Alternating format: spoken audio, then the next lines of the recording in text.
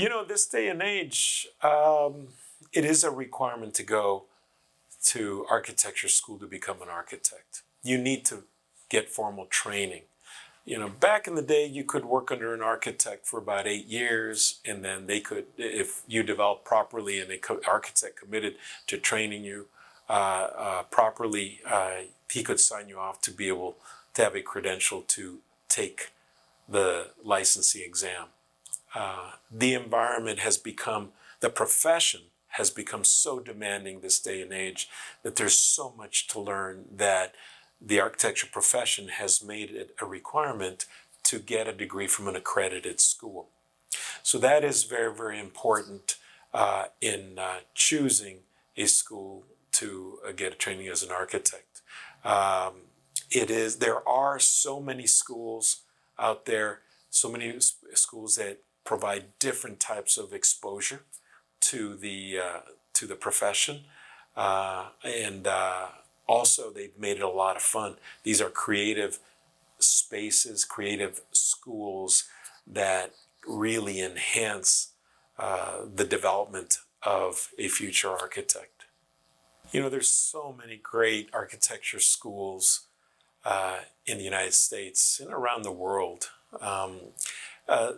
I'm not going to name them all. We are based here in California, and of course there are some great schools here in the state of California. Personally, I went to University of Washington. I got my bachelor's degree and my master's degree in architecture there. The master's degree was the professional degree required to be able to take the next step to become an architect. That was a tremendous experience for me because the University of Washington is set in an urban setting in the city of Seattle where you are presented with design challenges throughout the city that you get to study within the School of Architecture.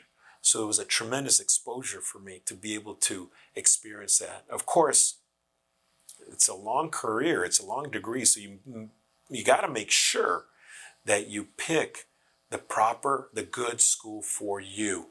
The University of Washington is the perfect school for me. I loved it. I could have kept on going. I was sad actually when it was all over, but to this day I'm still in touch with the University of Washington.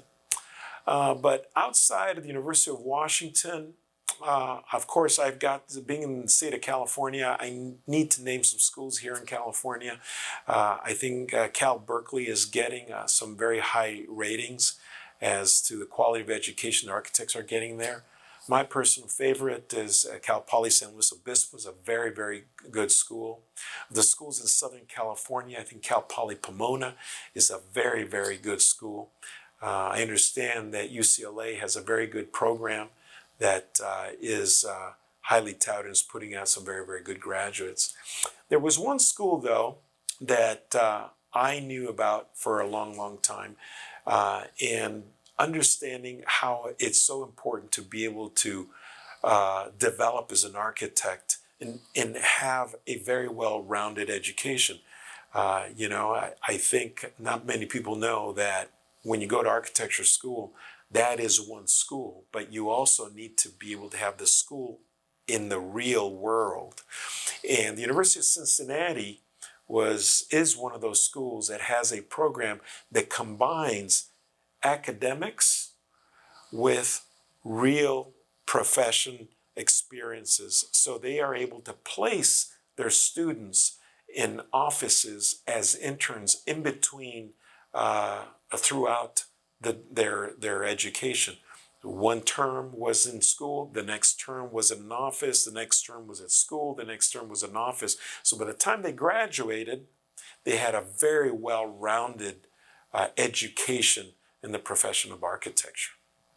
I think that to me, it's important to be able to go to a school where the surrounding environment is complementary to the education of an architect.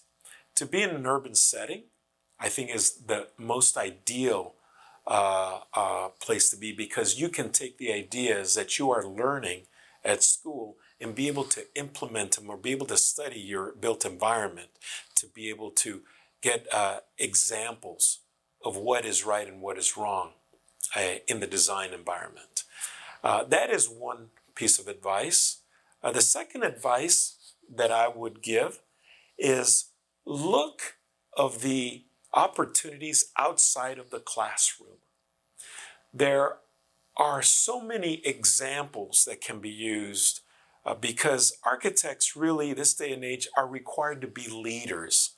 They have that requirement to be able to have exposure in business, in getting along with people, their social skills. It is so important. You cannot get around the profession with just being a designer.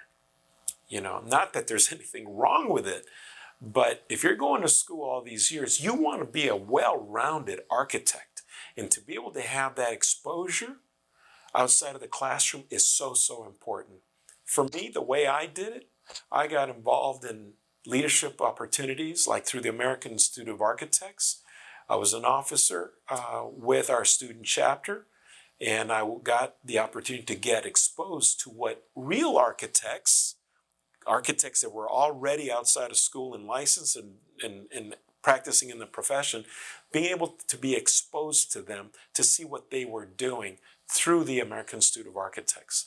Every school has a chapter, a student chapter of the American Institute of Architects. So I highly recommend that every student gets involved with them and be able to take advantage of what they have to offer outside of the classroom. And take it a step further. Become an officer of your local chapter so that you can experience those leadership skills and develop them. Of course, there's other ways to be able to expose yourself to leadership skills.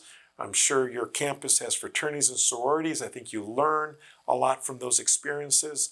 There's pluses and minuses. People have their own opinions. I personally think that to be able to be exposed and to be able to make your mistakes in college so that you don't make them in the real world once you graduate, I think is very important. To be able to get those mistakes out of the way is very important. Those are the things that I really would highly recommend. Lastly, the third thing is be passionate about architecture.